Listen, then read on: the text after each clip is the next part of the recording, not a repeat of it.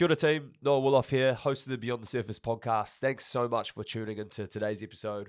Before you get into this juicy conversation, please make sure you go check out our official sponsor of the podcast, Moana Road. They really have something for everyone. They've got sunglasses, a whole range of awesome products. So check out their website and the link in the description below and support Moana Road because it also supports the podcast and helps us get more of the guests on that you love. Hope you enjoy this episode. Cheers. We're on.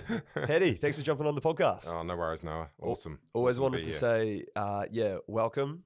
This is the fucking news. Yeah. And this is Beyond the Fucking Surface. So Yeah. This is Beyond the Fucking Surface. Nice. Should have added like a little fucking just up here, sort of an extra bit on there or something. 100%. That would have been the one. But I just want to say, man, it's been so awesome getting to have this opportunity with you to share a conversation on the podcast. And I know for a few years I've been like hounding you on the DMs on Instagram. So awesome to make it happen. And yeah, persistence counts. It does, man. Yeah, persistence counts. It's awesome to be here. No, I really appreciate it. And I wanted to start the podcast just talking about creating things.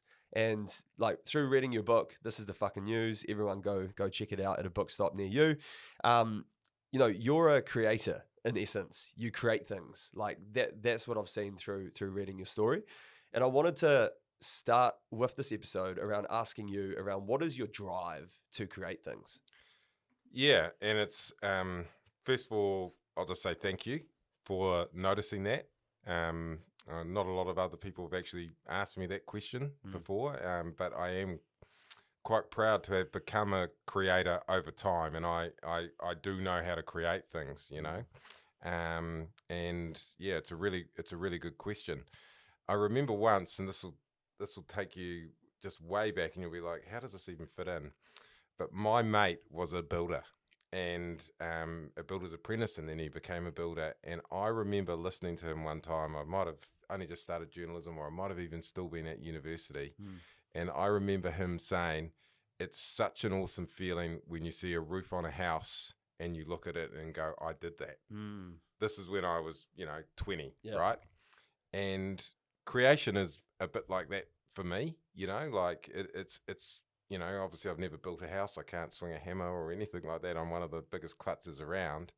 But when you create something, like when you create a book, when you create a documentary, and I've done about 10 of those, I've launched a TV show, these are big creations. And it sort of feels, I guess, like what my mate used to say, like you look at something and you go, wow, I was part of that.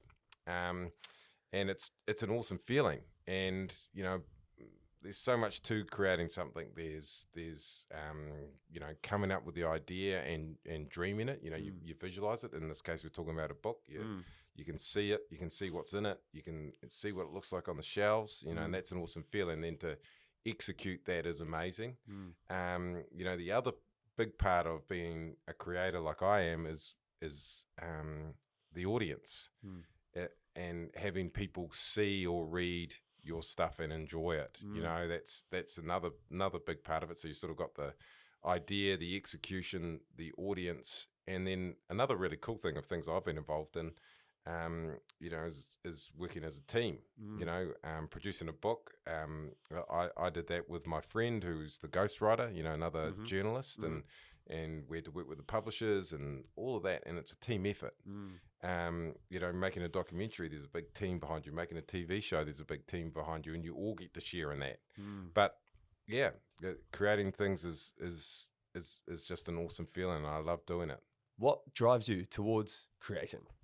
Yeah, it's it's like not like when it's not like when I was your age. I was either like I want to be a creator or anything like that. I kind of slowly got into it. I started as a journalist, and I guess I would create things. I'd write a little brief in the paper when I was starting out of my first job, and you create that brief. You ring up the cops, and they tell you that the cat has been caught up a tree in some suburb in Auckland, and you write it down, and it goes into the paper, and someone reads it. You've created something like that, right? But it's really, really small, and you don't really think of yourself as a creator.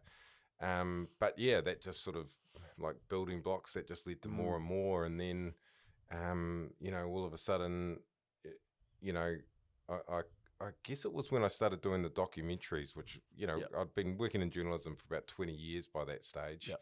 But then when I started to see how they came together and the massive effort of coming up with the idea, getting the funding, getting the team together, executing the idea, going out and finding all the content, going everywhere and doing it, watching it be put together, getting it to air, promoting it, like all of these little things, like it's the work's never over. Yeah. And then it's out there and people enjoy it. Yeah. And I think my whole career had kind of sort of slowly worked towards that. I've been creating along the way with all sorts of different sort of stories. And then I went and did a documentary. And then now I know how to do it. I'm working at Stuff at the moment. I'm creating a show there that's got elements of podcasting and elements of video interviewing and different things. And I can see, Noah, that I know how to create. Do you know what I mean? I know how to come up with a strategy. I know how to execute it. I know how, when there's problems, to troubleshoot them. And I'm 47 years old and I've been doing it for 25 years, so I probably should know it. Look like you're 25. yeah. But it's a really good question because that you've asked me about creation, because that is what I now know how to do. Totally. I've got a real track record of it. Yep. And I want to do it again. Yeah. And what drives me is I just love doing it, because when you create something and people watch it and enjoy it, you connect with them. And connection is an amazing feeling to have, and to be part of that is wicked. So that's what, when you ask me what drives me, it's just, I just love creating stuff. Yeah. I love creating stuff. And it's such a, I don't think for many people, they don't create things. You work in an office, you work in a 9 to 5, you do what you need to do, and you might not have a sort of entrepreneurial drive or creation to you. But I think what people, and that's also fine. Like, you don't have to create shit. Yeah. You don't have to be successful. You don't have to create. I think that's a great thing about living in 2024. But for those people that do create, there's a real sense of vulnerability creating something. Like, I remember when I first set up the podcast, I brought all of the equipment, had all the stuff ready to go, but just sat on it for 12 months because I was like, shit, I don't know how this will be perceived by the public. So how have you sort of managed, I guess, those feelings of not knowing what the reception of something will be when you produce it? I can imagine with your book, for example, you've got some really raw stories there around, being an alcoholic, your mental health challenges. That's really vulnerable. You're putting that out to the world to be like, go on, judge me. Yeah. How have you sort of managed that feeling and expectation? Yeah, I guess, I've been creating and doing different things over a long period of time. I've been in that environment, and that's helped me get to it. Do you know what I mean? Because it's not sort of, it's not my first rodeo or however it's said, but I've learned the hard way. I was, I was a political reporter and on TV, and, I'd take a hammering over the way I performed. My performance was bad because I'd come out of print journalism and people would give me a lot of grief. I'd take a hammering over the way I looked because, I'm not the most handsome of dudes, and people would call me ugly and stuff like that. So, you're sort of getting lots of shit while, you're putting yourself out there, and you're getting lots and lots of hassles. And then, of course, being in politics, it's very divisive. People are criticizing. People are very passionate about who they vote for, and if you happen to be doing a story on a particular day, they're accusing you of bias and all of this sort of stuff. So, long story short, I accidentally, by kind of going into that arena and toughing it out in there, became very, very tough. And that helps in terms of that putting yourself out there.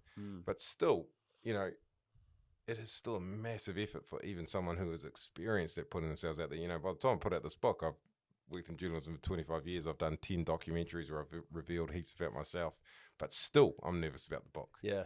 Still sleepless nights about the book. Yeah. Still got to find that extra bit inside yourself to put yourself out there. And that is one of those things that only certain people have, where you are able to go, I'm going to put myself out there. You know what? Fuck it. I'm going to write a book and I'm going to do it, and people can see it. They can hate it. They can not buy it. I can look like a failure, but I'm going to do it. Yeah. And you work back from there. You go, okay, so I want to put myself out there and I'm going to do it. You find that inner courage. And then I think something that I've learned is then you come up with a strategy that you are going to nail it. So how do I make myself not fail? You know, I'm going to put myself out there where I could potentially fail. Yeah. Now, what is my strategy to make sure that I don't fail? You know, is the book good enough? Let's go and talk to some people about who know some stuff. Have I got enough there? Go and get some advice. Have I got the right team around? In my case, I got in a guy called Eugene Bingham. He's an old friend of mine, brilliant journalist. I knew I would never have the time to write it. I'll do it with him. You know, get the right team around you. Yep. Am I with a good publisher who's got a good strategy for delivering it, you know, and then sort of kind of go from there and then get into the book and, okay, I'm tired, but I want to go through everything that Eugene's written and I want to rewrite every little bit of it that I don't quite like. But, you know, I've got to find that energy and do that so that when it hits the shelves, I know that I've done everything within my ability for it to be good. Yeah. So you start to work. I kind of start to work backwards with a plan. Yeah. So that and I've used this word a couple of times. Execution. For me as a creator, one of my strengths is execution. I am very, very good at executing a plan, and that's helped me with big things, like a book, like documentaries, like when I do the leaders debate, which is a really, really big job. Well. Yeah, we can come to that, but it's all about, okay, I'm out there, but I'm out there with a plan, and I'm going to execute my plan. And if it doesn't work, okay, that's fine. But I've done everything I can to execute properly, and I've done everything I can to protect myself while I'm out there. And you talk about that in the book. You talk about entering like the 99th percentile. Yes. And I just thought that was such a cool mindset. So I was keen to ask you, Paddy, what does it take for you to enter the 99th percentile? Yeah, so the 99th percentile is my own term for when I am operating at my absolute best. I'm in the 99th percentile. I feel like I can see and do anything, and anything can happen for me when I'm there. And what used to happen is I used to get there by accident. So I'd be running around at Parliament like a madman, and some days I would just be on fire. And I would get into the 99th percentile and I'd go down and the Prime Minister would come in and I'd nail him with an interview. Then I'd chase someone down somewhere else. Then I'd do a backroom deal and get a bit of information. Then I'd go back over and I'd make my story look amazing. And then I'd go up and I'd go live into the 6 p.m. news and bang, I would just hit it, and it would just feel like everything was easy. Flow state. Yeah. People have called it flow state or something like that. Yeah, and personally, I use the term 99th percentile, Paddy's 99th percentile. I'm just in this zone, and it's amazing, and you just feel like you could do anything, you know. But what was happening is I would just get there by accident, you know, like I would just sort of work myself into this zone and I'd just appreciate it, you know, and it would happen lots and lots of times, and I'd get there in all sorts of different ways. But what I've done as I've got older is I recognized, okay, so when I get to the 99th percentile, I can do anything. But how can I get myself there? Not by fluke, but by a process of getting myself into the 99th percentile so that I'm there when I need to be. Yeah. And the leaders debates are a really good example of that, because you know, okay, on September the 23rd, I'm going to be moderating the leaders debate, and there's either going to be Chris Hipkins and Chris Luxon, or Jacinda Ardern and Judith Collins, or Jacinda Ardern and Bill English. I've done it 3 times. So you know that debate is coming, and you're like, okay, on that day, I want to be in the 99th percentile. So how do I start to get there? And I think over time I'd kind of got there by luck, or I'd never got there by good management. Yep. I'd got there by getting myself psyched up on the day, or Yep. just things happening, and one thing leading to another, and just working. But like I say, execution has become a key to me. It's like, okay, how do I prepare for this? You know, and getting back to those same things again. Getting what does success look like? What does the good team look like? What does preparing look like? Do I know everything and stuff like that? But all of those things you can manage. But mindset of getting into the 99th percentile is different. And what I do to get there, Noah, is, and I've learnt this, is I visualize. I call it trained optimism. I teach myself to be optimistic. So I visualize the leaders' debate happening. I visualize the crowd laughing and having fun and clapping as things go well. I think about a question like education or something like that I've prepared.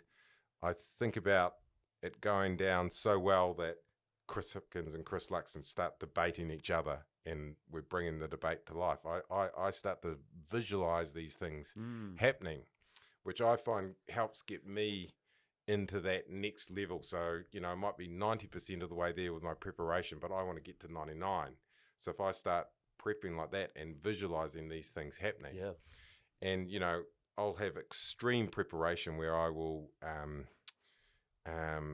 map out how I think a question is going to go with the leaders. So we'll say we're going to ask them this about education, and we know that Chris Luxon is probably going to say this because we've watched him say it quite a few times. But then if we ask this, that'll start to throw him off. And we know that Chris Hipkins. So I actually map out these things like an actual map and work out, well, in here I'm going to start to put these things, and they won't really have a clear answer to that, but they might start debating. So that's my preparation. But beside that, I visualize it happening well. Like I literally dream it or visualize it, and I think about things going well, and I train myself to be optimistic. And when I have that optimism, I can get to the 99th percentile without fluke, and get myself into that flow state zone where you go into a debate where 1 million people are watching. The elections a couple of weeks ago, you've got two leaders, either one of them who could win the thing, and the pressure's pretty high, but actually you're out in the middle having a pretty good time.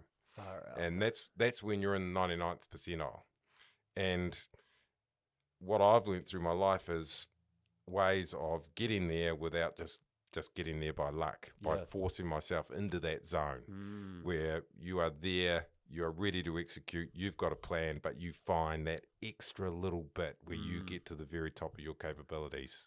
That's brilliant, mate. That is brilliant. And that's, you see that so much with also professional sport. And I've seen, I think I heard you got some support through like Conrad Smith around the sort of preparation of the leaders debate. And you hear so much with like the most elite athletes in the world, visualization is such a key component. Just the mental side of these, the mental side of how they have to perform is so massive. It's almost as important as the physical, right? And I feel like that's what's coming across when you're talking to me. Yeah, and Conrad Smith is one of our great All Blacks, and he's my friend's little brother as well, so I know him well. And I'm about as far from an elite athlete as you could ever get. But Conrad said something to me when I was preparing for the debate, which is really quite transferable. So he said, one of the things I used to think about when I used to go out and play for the All Blacks was doing the basics right. Not about all of the moves and all of the different things and all of the tactics and everything. Like, what are my basics? Which for him were catch and pass. Guys playing centre, that's what you do. You catch the ball, you pass it. That's what you got to do that day. And so it's a really good way of looking at things, whatever job you're in. Like, what are the basics of my job? So, for doing the leaders debate, the basics aren't knowing everything about every bit of education policy or smiling down the camera at the right time or doing this or doing that. The basics actually are listening. That's what I came up with. The basics for me were listening and reacting. They were my version of Conrad Smith's catch and pass. Those are the basic things you need to do as a broadcaster in a debate. And that was a really good way of looking at things. And I just wrote down on the top of my sheet, listen and react. Because that's what you've got to do. You've got to listen to what they're saying. And if they make the tiniest move or jump or anything in what they're saying, if you're locked into what they're saying, and then bang, you move on that. Like, those are your catch and pass. And if you're doing that, and if you're thinking about those basics. So, that was something that Conrad brought into me. And the other thing that Conrad brought in, this guy played 90-something tests for the All Blacks, won two World Cups. Yeah. This guy knows a little bit about what lies at the top. He brought in the most simplest thing. Smile when you're out there, enjoy it. Right. And that was something else that I hadn't really thought of either, because you go out and there's all this pressure of the debate, and is this working, is things working, have someone done X, Y, and Z, da-da-da-da. Forget, hey, I might not be back here ever again. Someone else might be doing it next time, or I might be doing some other job or whatever. I've got one shot at this amazing job, and I'm not smiling. Yeah. Yeah. You should be smiling, and I think that's another great lesson from Conrad. He would run out and smile every time before a test match. Yeah. And so he should. Yeah. It's awesome. Yeah. What an opportunity. And same for me, and same for a lot of other people. We forget to enjoy the moment. We forget to enjoy the moment in life, and we should. So it was amazing talking to Conrad, and you'd think, oh, there's nothing I can learn from an elite athlete.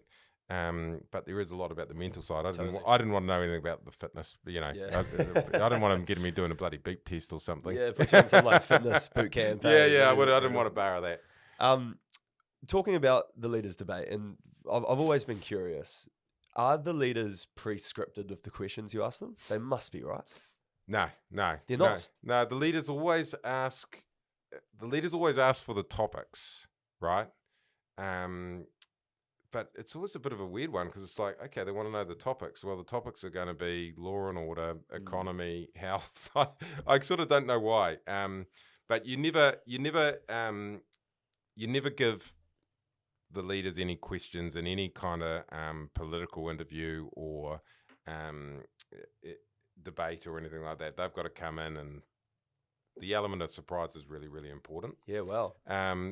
But yeah, with some interviews while I was in Parliament, you would give them a rough outline, but it was always a bit of a weird. It's always sort of like, why would you tell them what you're going to ask them? And so yeah, no, they know nothing. They come in blank. They have to prep. They have to prep and be across everything, and so they should. Yeah. I mean, they're auditioning to run the country. That's right. Yeah. So that's all part of it, and a key part of doing leaders debates for me is to actually get the leaders in a spot where their brains are engaged. So they cannot answer questions off, what are called rote answers or rehearsed answers or sound bites or anything like that. So what I have done in 3 debates is I constantly fire questions at the two of them that they have to think about. And so it's like a sort of machine gun approach, where I constantly throw questions where they're going, what, okay, boom, what, boom. Do you know what I mean? Yeah. And that, I don't have any psychological terms for this, but what I do is I make their brain whir. Is what I'm trying to do is make their brain whir so that they start to freestyle. They never get a chance to go, oh, I know how to answer, boom. They've always got to be turning their brain. So then you turn their brain on one question, you move to another topic. All of a sudden they're freestyling and they're actually saying what they mean because they're thinking on their feet the whole time. So I literally design a whole debate where it is relentless, that they are forced to think. And then they get to a point where they are just freestyling. And that gets the public the best answers. Totally. And you don't often get politicians. I worked with politicians 10 years. You don't often get them freestyling. You can get them in one-on-one interviews, outside of the election campaign, where you can maybe get them there on some days. But you don't get them in that environment where the other person is literally standing right there ready to jump in if you're failing and take something off you. So they have to freestyle. And for me, there was one debate a year for TV3, one shot. You've got to make it count, and you've got to make these guys think. You've got to put on a good debate for the New Zealand public, and I hope I did that those times. Mate, you do an awesome job, and I'm just imagining, both the leaders from Labour and National being like, fuck, we've got Paddy Gower.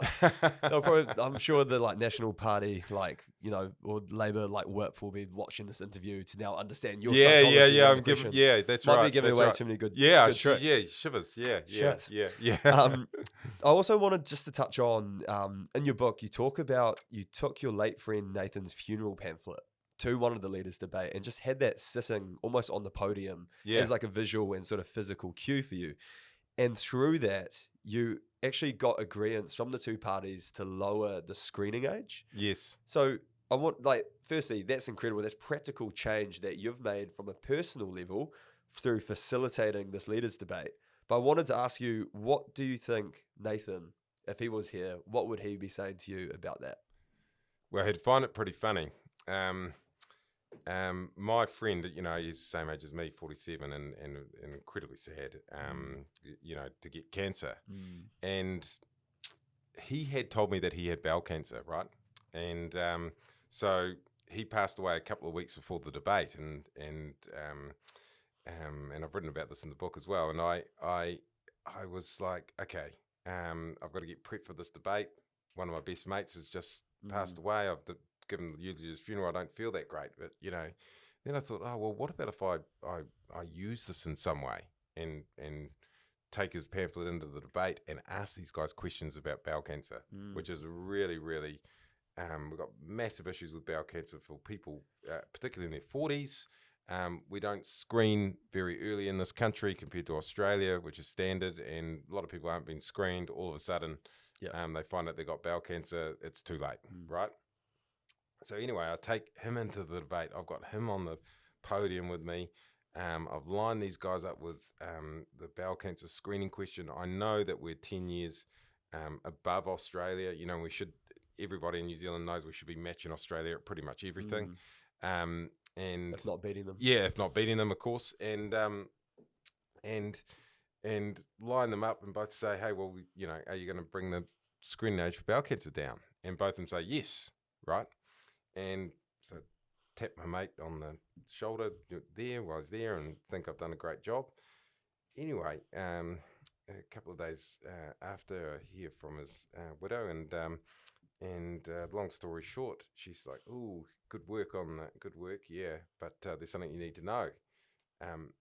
He didn't actually have bowel cancer." And I'm like, "What? What? Yeah. And he actually had pancreatic cancer, which is different. But he didn't tell me that because if you Google it, the outlook for pancreatic cancer is not good, but there's a slim chance with bowel cancer. Oh, so he cheeky. had wanted, very cheeky. He had not wanted people like me to get upset. Yeah, and freak out. So he'd been protecting me and others, but it accidentally led to a lowering of the bowel cancer screening age, or a promise to do it, because Chris Luxon still hasn't actually done it yet. Come on, come on, Luxon. But I had. So what would he be thinking? I think he would have just said, "Hey, good for the people with bowel cancer, but sorry, PG, I didn't actually have that." But very funny.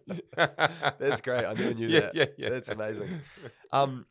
Also, throughout the book, Paddy, you talk about some of your relationships that you have with different politicians, and in particular, it sounds like you've had a few big nights in town with old Winston Peters. Yes. And also quite a close, interesting relationship with John Key, our former Prime Minister. So I was keen just to throw it to you, you know, like you would have been privy to, and there's probably a lot of stuff you can't talk about, but I was really keen to ask you about what is your favorite, like either MP or minister or politician story that you've experienced through your time working in Parliament? Yeah, I think, you know, I got to know John Key pretty well because he was Prime Minister for 9 years while I was a political reporter and then a political editor.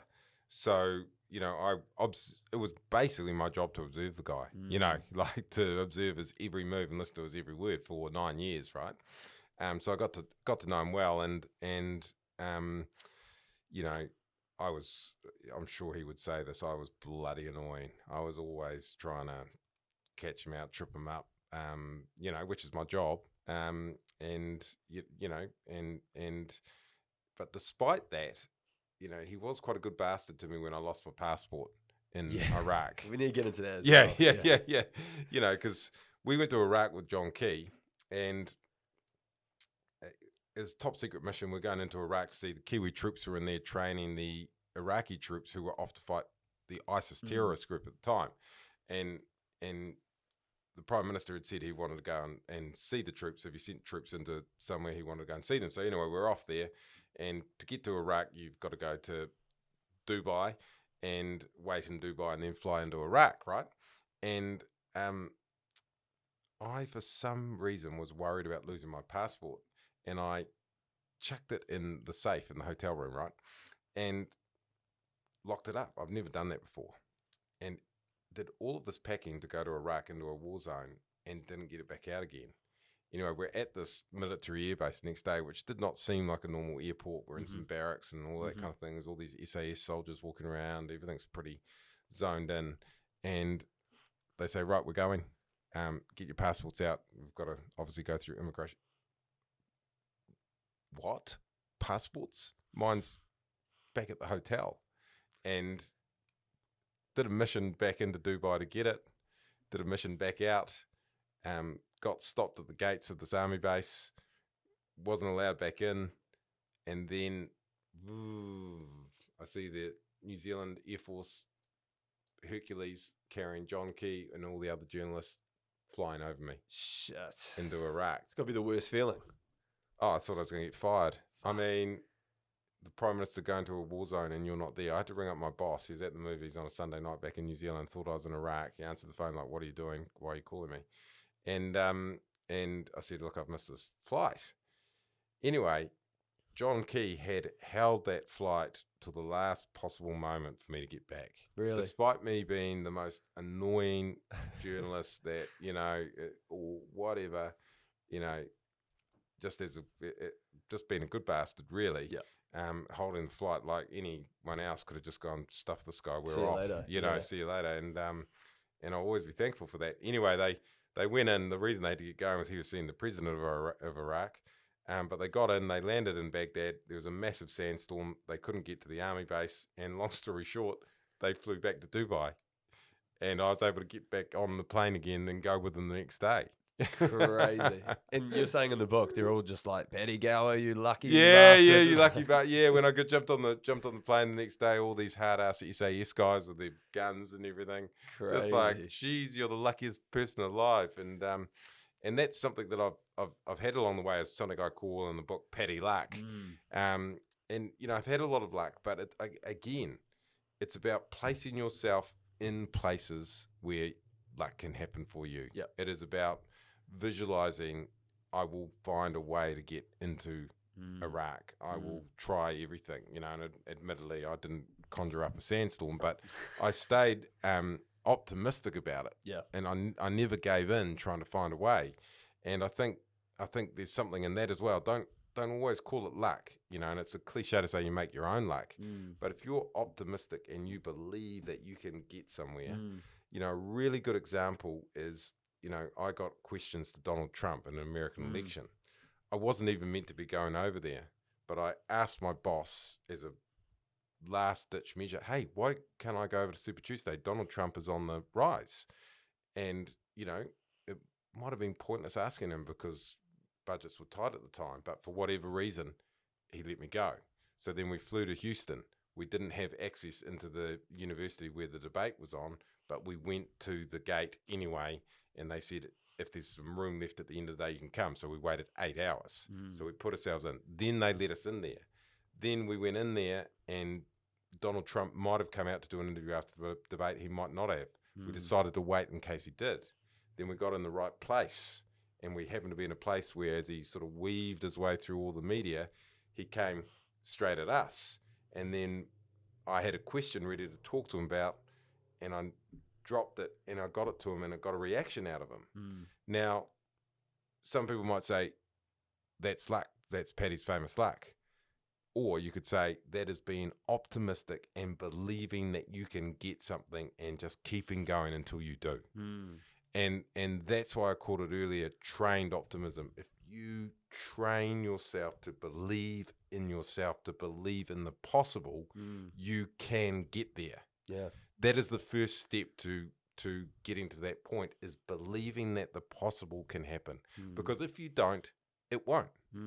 if you do, it might. Yeah. And I want to live my life in the it might happen zone. So I live my life in the I believe in the possible. And I train myself to do that because I know it works. I've seen it work throughout my life. So, you know, that's another sort of aspect of mine that I like to do. I like to believe in the possible. And that's really been like a core theme or trend throughout your life, right, Paddy? And, you know, particularly also around doing the move to be alcohol free. You know, like it's so easy, especially I'm really keen to get into this with you because within New Zealand culture, it's just a part of our culture. Like getting on the piss, having a few cold ones after work on a hot summer day, like that's just ingrained into our DNA. It's a sort of social lubricant. It's how we talk in social situations. But I'm really keen to hear from you, like what were, and you delve into it in the book, but what were some of those key awakening moments for you around your sort of sobriety journey? Because I feel like there's a lot of functioning alcoholics out there that are in denial, and that's what you were saying in the book as well. You're like, you went to that AA meeting as a part of the doco, and you're like, these guys, this is not me. Like these guys are alcoholics, you know, they're addicts. But yeah, when did you take that like realization that you wanted to be sober? Yeah, I mean, it took me 30 years to realize I was an alcoholic. You know, like a lot of Kiwis, I started drinking when I was 15 and I gave up when I was 45. Yeah. It took me 30 years to realize I was an alcoholic. And I was a functioning alcoholic. And it's very easy to be a functioning alcoholic in New Zealand society. Totally. New Zealand society is set up for functioning alcoholics to function. To thrive. Basically, to thrive, yeah. The whole way that our society is you can be a functioning alcoholic out in the open. Yeah. You can work and drink after work, and you know, work is a lot of workplaces are based around alcohol to relax or celebrate or stuff like that. Get to the weekends with your friends. Binge drinking for males in particular and females is hugely accepted. Weddings, Christmas with your family, all of this sort of thing. Binge drinking is accepted everywhere. Turning up to work hungover in this country is accepted. Coming to work a bit dusty is accepted. You know, all of this sort of stuff is fine. And I was never an alcoholic that had to drink at work or before I came to do something like this. Yeah. But I was always an alcoholic that, you know, at the end of the day, 4, 5, 6 beers, maybe on a Tuesday night or Thursday, always drinking on the weekend, always drinking watching the rugby, always drinking catching up with my friends, always drinking with my cousins at Christmas, always drinking all of the time. And it was just eating into my life. And of course, you know, no one puts the hammer down on you when you get pissed and blacked out. None of your friends ever question what you do. It's normal. It's normal. That's right. It's a joke. So for me personally, I had to really ask the questions of myself, because nobody in society is going to come to you and ask questions of you. Nobody in New Zealand society is going to come to you and say, Paddy, I think you're an alcoholic. You need to do something about it. Our society doesn't work that way. I had to say to myself, Paddy, you are an alcoholic. You need to do something about it. And that questioning of yourself is really hard to do. We don't question ourselves. We're not trained to question ourselves, you know. But that's what's needed now. That was what was needed for me to put alcohol behind me. What's been the hardest and the easiest part about going sober? Because you're over 1,000 days now, right? Yeah, I'm over 1,000 days, so I'm coming Congrats, up. Man. Yeah, thank you, bro. 1,000 days sober, and you know, coming up to 3 years, and I'll be honest with you, it does feel like it's behind me. I get the odd pang, you know. It's a Saturday today, and it's nice weather outside, and I've had a really good week at work, and it's been hard yakka, and you know, I can sort of feel, yeah, it'd be really nice if we knocked off here and went down and had a beer, but I can't do that anymore, you know. So I do get pangs at particular times, but in general, you know, I'm well and truly, you know, sobriety is not going to change for me. This will be it until the day I die, and I'm glad to be there. The hardest part of it, the hardest part of it is being in a society where you are different. That is what is hard about being a sober person, is after a little while, you just realize that actually you are the odd one out. You're not even the odd one out. You're the 1 in 50 or whatever the number is. Yeah. Sometimes it feels like 1 in 100. Sometimes Totally. it feels like you're 1 in 1,000. Yeah, I don't man. know. Right. So you have to, and that creeps up on you, sort of like, I was enjoying my sobriety and I was like, this is sweet as. And then I just sort of like, what? And then I realized I'm different. I am different to everybody else. I'm literally a minority. And sometimes that is overwhelming because there's not much space in New Zealand society for us. There is not much space in New Zealand society for alcoholics who don't want to drink. It's just not set up for us. So how I got over that was, I was like, okay, sometimes I feel crushed by being sober. And then one day I just said to myself, you know what? I'm different. I'm different to everybody else. That's why I feel crushed. But I have chosen to be different by being sober. I made that choice. I made it for me. I chose to be different to the person that I was, and I choose to be different to the society that is around me. And choosing to be different is incredibly powerful, and it gives me mana. And actually, I like walking into rooms where people are drinking heaps of fucking piss.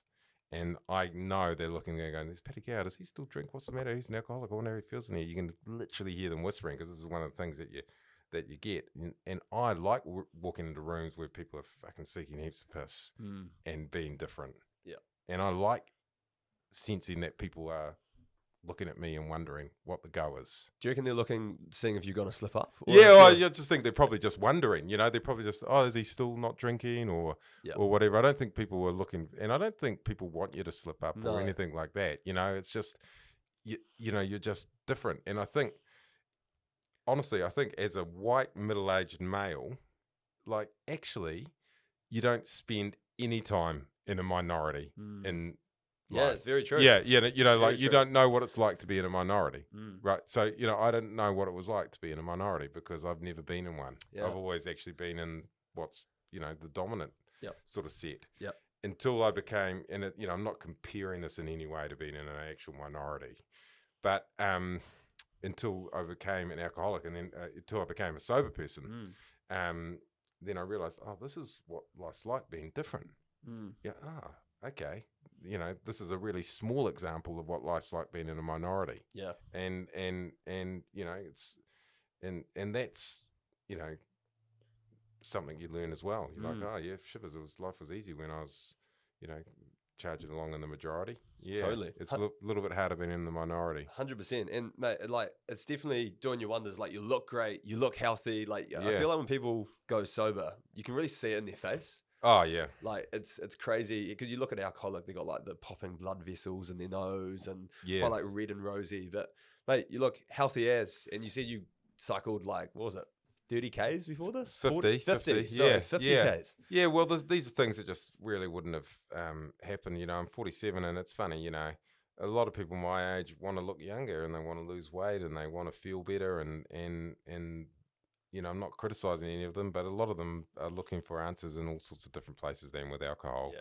It is the quickest, giving up alcohol is the quickest solution to all of these things that, including me, that I wanted to do. It's the best moisturizer. It's the best sleep. Going sober is the best moisturizer, the best sleep assistant, the best thing for your mental health. All of these things, it's literally the best thing that you could do. But sadly, for a lot of people, it's the hardest. And I have to be careful when I talk about going sober because, I don't want to, at the same time as you feel crushed by society, at times, also, it is a free society. When you're over 18, you can do what you want, in my view. And I don't want to sort of be someone that is looked to be criticizing other people's lifestyles, especially after living it so long. Totally. But when I'm asked about it, I do become quite passionate about it, but I also need to be careful because for some people, they want to give up and they can't. Yeah.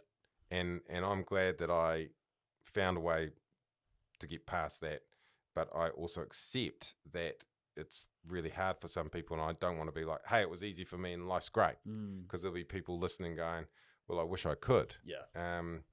And it's bloody hard for people to give up, and a lot of it is just around society seeing them as different. You're like, you just talk to people and they have to fucking talk all this bullshit. 100%. You know, I'm training for something, you know, and then they'll have a low alcohol beer and they'll mix it with one and they'll do this and just have to put up a lot of cover stories to kind of get there, rather than just going, I'm an alcoholic, I don't want to drink anymore. Yeah. Can you just leave me alone? But I still love you. You're still my parents. You're still my friends. You're still my workmates. Yeah. Totally. You know, you can't do that. You can't just put up an Instagram post and say, I'm an alcoholic, I want to go sober. And all your friends go, okay, let's help you. Totally. Like, nobody does that. 100%. Yeah. Well, Paddy, what would you say? Because I feel like, you know, quite a lot of people actually sort of taking this shift towards sobriety or even just reducing their drinking. Yes. So from your experience, like, what is the best thing which, as a society, or if we have a friend that's looking to go sober, like, how can you best support someone going through that process? Back them. Back them. Back them. Yeah. And just back them 100%. And I know through my own experience, two of my friends, when I went sober, two guys, both from slightly different friend groups, one from school and one from university. When I went sober, two of them said to me, oh, it's really good you're doing that, but do you remember what you did to me when I tried to give up drinking? And both of them, I had I had peer pressured them in some way. Like, go on, mate, you know, have a beer. You really, what are you doing? All this macho kind of crap that actually I didn't think I was capable of. But when both of them said it, I was like, actually, yeah, I did. I didn't go, oh yeah, that's cool. Why? How can I help you? Or yeah, just sweet as, let's just go hang out, have a water, you know? Yeah. I was not that person. I did not back my own friends to go sober. And I have been part of the problem.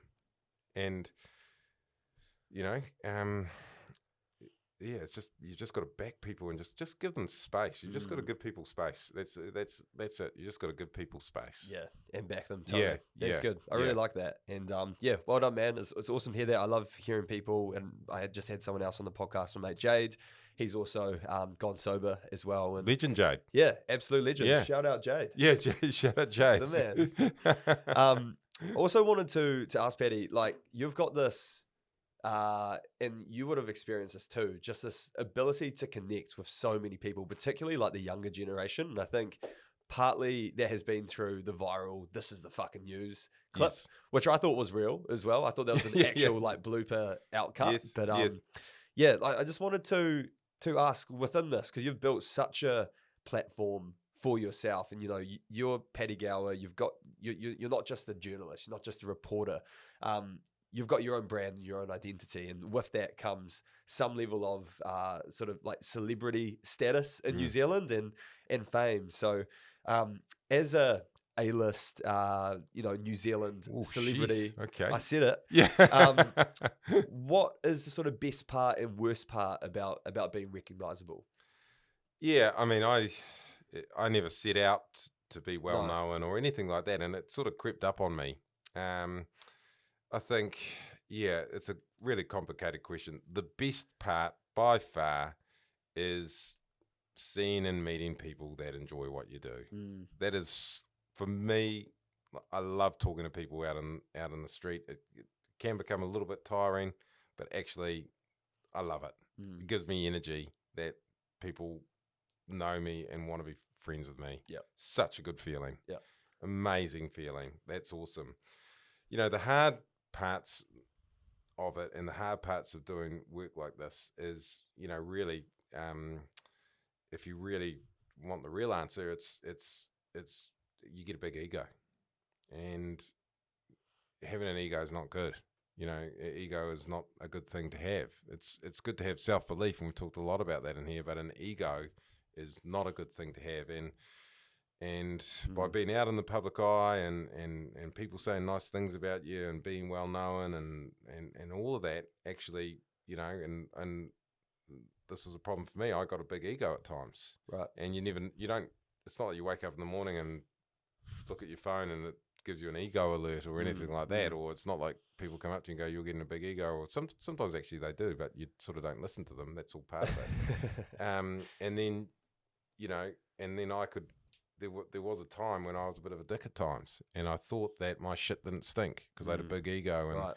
and I'd make mistakes at work, and it would be other people's fault, or it's not me, or it's all of these sorts of things creep in when you've got a big ego, and the truth is, you get to a point where you think your shit doesn't stink, but your shit stinks like anybody else's, and that is the most simple thing to be. You make mistakes like anybody else. You're as infallible as everybody else. And then, what I had to learn to do was basically crush my own ego and remove that and just become more in touch with myself. And that's made me a more powerful individual. It's made me calmer. It's made me more accessible to others. It's and a big part of it is another cliche, is just being grateful for what I've got and appreciative of it and enjoying the moment. And that has allowed me to get past some of that stuff and that's the biggest danger, I think, for a lot of people is ego. Yeah. And whether you're well known or whether you're good at your job in the workplace, or whether you're a leader of a big team, all of these things can lead to us having an ego, and we can very quickly get confused by having drive and self-belief and needing to get to a goal, and having sort of relentless, not suffering fools gladly, and all of these sorts of things. We can get these confused with having a big ego. They're linked, but they are separate, and an ego can give you massive weaknesses as a human being, and you can make big mistakes because of it. Yeah, it's really healthy that you check your ego from time to time. Yes, check your ego. 100%. You get put in this sort of echo chamber where you just get being reinforced with the stuff which validates your ego even more. So yeah, it's always nice, especially when you've got friends who aren't afraid to sort of, actually say shit, which actually might hurt you at the time, but it's that's actually what I needed to hear at this point in my life. So that's great, man. That's really good. We'll move quickly to some sort of questions from the audience. I've also got a couple of questions from my daughter Kyla as well. Oh wow. Okay, Kyla. Yeah, cool. Family business. Family business. That's the one. But I did want to ask you before we move to that.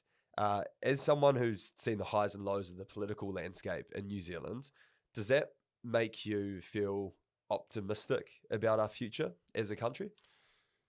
Yeah, I mean, I'm totally optimistic about New Zealand's future. I think, you do hear these people saying that we've lost our mojo and things like that, and I can sort of see sometimes where they're coming from, but actually, when you get out and about, there's just incredible people with heaps of mojo, heaps of guts who want to get ahead.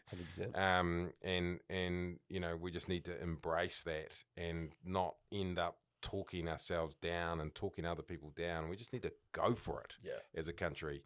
In terms of politics, politics can only do so much. Politics can't fix all of our problems. So true. Politics can't.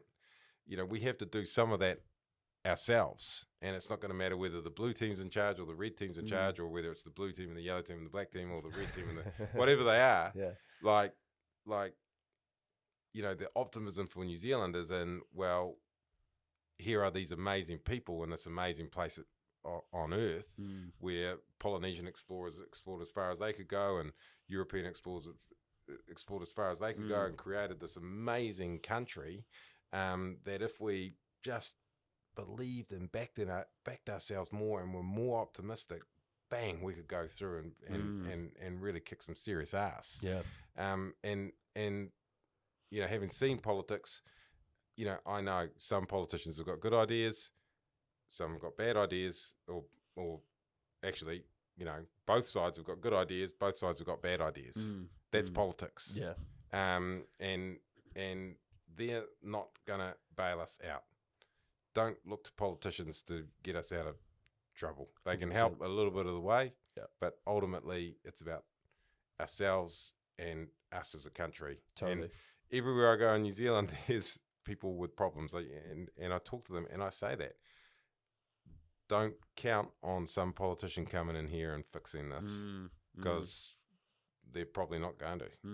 So true. And it's a really good way of thinking about things. Yeah. I find, Yeah. you know, it's you know, and it's frustrating. You know, there's things that I've seen that they frustrate me so much that we just can't get on and fix them. They're so fixable. There's so many fixable problems in this country that, you know, and for some reason we just struggle to do it. You know, there's a story in the book about a drug that Trikafta that could help people with cystic fibrosis, and all it needed was a box ticked and for the government to start paying for it, and it just took ages for it to happen. And this is where my mantra comes from. Just, you know, as frustrating it is, they're not very good at helping us sometimes. Yeah. And just don't count on them. You know, if you're going to do something, do it yourself. Agree. Yeah, you can't wait for the government to come save the day. And but yeah, I think that's a perfect example. I feel like so much of the structure of the government, it's so hard to see actual change, because one term, you know, change legislation, change policy to X. Next government comes in, wipes it out, changes, basically just does an absolute reverse. Flip, flop. Nothing gets done. Exactly, and it's just the same pattern, and that must be so frustrating as well. From I think it's frustrating. You know, it's not just frustrating for me. Everywhere I go in New Zealand, people say that, you know, they start to get somewhere. You know, because I talk to so many different people, so many different parts of New Zealand, so many different sectors of business and culture and society. And, you know, one of these things is this flip-flopping that we do. We go, you know, and an analogy that I've used, and it's not to compare governments to gang members, but it's just like, well, it's black power and mongrel mob. They're not actually any different. One's blue and one's red. Yep. They're both gangs. Yeah. You know, and it's sort of like, you know, it's like Labour and National. It's like, oh, yeah, well, you know, they've got these sort of miniature sort of differences, but we just sort of oscillate on this. They strip something back this way, they strip it back that way, and then we get 20, 30 years down the track. Oh, we haven't done anything about that. We haven't actually done anything about that. And you know, that, I think that frustrates a lot of Kiwis, that 100%. We can't kind of settle on something and we make minor changes each way and we never nail it.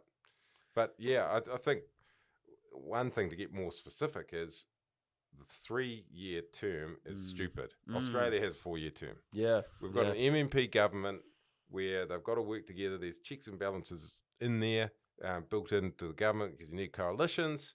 That going to 4 years would at least give a government a chance to do something, rather than 1 year of getting in there, 1 year in the middle of maybe being able to do something, and then next year you're getting ready for the election. You know, a 4-year term would be the start of something, of us saying, getting serious as a country and saying, okay, we want to get further ahead than wishy-washy, blue, red, you know? Yeah, it could be the next question for the political leaders debate. I've asked them, and every politician in the country wants 4 years. People want 4 years. Polls show us they want 4 years. The people want it. Yeah. Come on. Yes. So hopefully this is the last time I have to say it. Fingers crossed. Yeah. Cool. These are some questions from some of the listeners of Beyond the Surface. We'll start with this one from Josh. Classic one. What's your go-to snack on a classic NZ road trip? Oh, my go-to snack. Easy, absolutely easy. Snakes, jelly snakes. Oh yes, yeah, jelly snakes. Sugar-free ones or the low sugar? Low sugar, whatever that means, eh? Low sugar. They're not really low sugar, are they? They'll chuck some other shit in it. Yeah. Make it taste nice. But those snakes, absolutely. What fills your cup? People contact, human contact, connection. That's what fills me up. Yeah, with anyone. You know, doing this with you's filled me up. It's awesome. Yeah, man. Yeah. This one's from Lennox. You weren't always the recognisable Paddy Gower that we see today.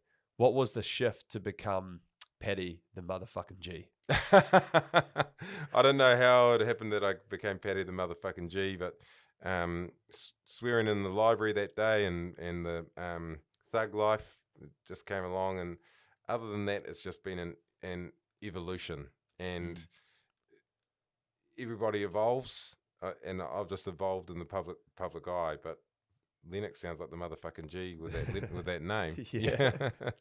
That's gold. These are a few questions from my little girl Kyla. Okay, so she's no more swearing. So she's 9. Yeah. You got to be very politically correct now. Yeah. her first one is, what's your biggest mistake that you've made live on air? Yeah, well, a lot of people would think it was saying this is the effing news. And that was a mistake. And that was definitely the biggest mistake. I should not have sworn in the library, even though we were not on the news, we're making a skit. It was a stupid thing to do, to swear, because that was just not the done thing. But in a weird way, it's become the best thing that I could ever have done, because it's connected me with all of these people out there. It's been a gift for me, and it's meant people can laugh with me, and when they see me, they think I'm the effing news guy, and it's meant that I've got a connection with them where I can connect with them on all the other things that I want to talk to them about. So while it's been my biggest mistake, it's also been my biggest success in a weird way. Yeah. And that's a good way of looking at things. You can make mistakes, but they can turn out to be good for you. I like that. Yeah. It's really good. And you found a way to monetize it. Yeah, So even better. Finally, but it took me 10 years. You Yeah. got the secret sauce I now. got there in the end. I was sort of a bit slow on it. Yeah. She also wanted to know who's your favorite president that you've interviewed. Yeah, that's right. So, in terms of the US, I've only interviewed Donald Trump. I've only got questions to Donald Trump and Barack Obama. I yelled him a question from the floor of the White House. So she's asking me out of Trump and Obama. Who are you going to choose, Paddy? I don't.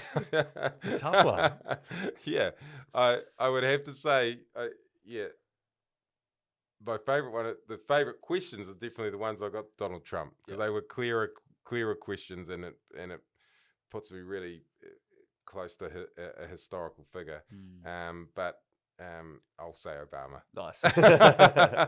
Don't want to be sort of calling Trump my favorite president. Yeah, it just happened to John Key recently. Yeah. Final one is, what age did you start your career?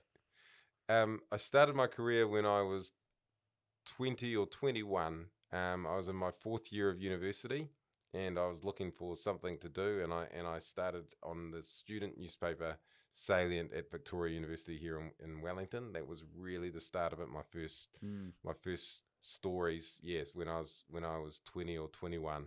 Awesome. Yeah. Man, there you go, Kyla. There you go, Kyla. We'll so watch not him long later. away. 11 years. It's terrifying, eh? Yeah. Sponsor for the podcast is Moana Road as well. As a part of being on the podcast, just a big thank you for your time. I like Here's these. I've been wearing some nice glasses. I've been wearing their. They'll be pleased to know I've actually been wearing their. Moana Road will be pleased to know I've been wearing their reading glasses. They sell reading glasses as well. I'm at that age, so I've had a pretty smooth pair of Moana. Oh, these are nice though. They're all yours, mate. Yeah. Now you got two. Yeah. That's right. Look at that. That fits on like a glove. Yeah. There we go. Yeah. Shout out Moana Road. Thank you, Moana Road. I'm sorted for summer. Legends. Cool. We'll do some quick fire questions I ask every guest on the podcast, and we'll finish off with a quote. But before we move to that, Paddy, where can people keep up with you and your mahi? Well, this is a good question. Obviously, my book is out. Yes. Which people can get or get as a Christmas present. And then I'm doing a tour of New Zealand, so connecting with people up and down the country, and people can get tickets to that www.paddygower.co.nz. I'm going from Stewart Island all the way through to Waitangi in November and December, and it's going to be a cross between motivational speaking and some of the stuff that people have heard now, stand-up comedy, because I'm going to crack a few jokes, and journalism, and it should be pretty cool. So people will be able to see me in 14 centres across New Zealand, November, December.